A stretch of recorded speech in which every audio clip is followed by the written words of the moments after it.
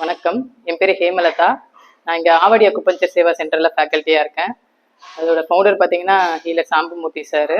இன்னைக்கு வந்து பார்த்தீங்கன்னா நம்ம எப்பவுமே வந்து வாரம் வாரம் வந்து மக்களுக்கு ஒரு சேவை கட்டணம் ஒரு ஃபிக்ஸ் பண்ணிட்டு அவங்களுக்கு வந்து என்ன மாதிரியான ஒரு மாற்று மருத்துவ சிகிச்சை கொடுத்தா வந்து வீட்டில் ஒருத்தர் பண்ணுற மாதிரி இருக்கணும் அப்படின்ற ஒரு விஷயத்துல வந்து கொண்டு வந்தது தான் இந்த ஆவடி அக்குபஞ்சர் சேவா மையம்.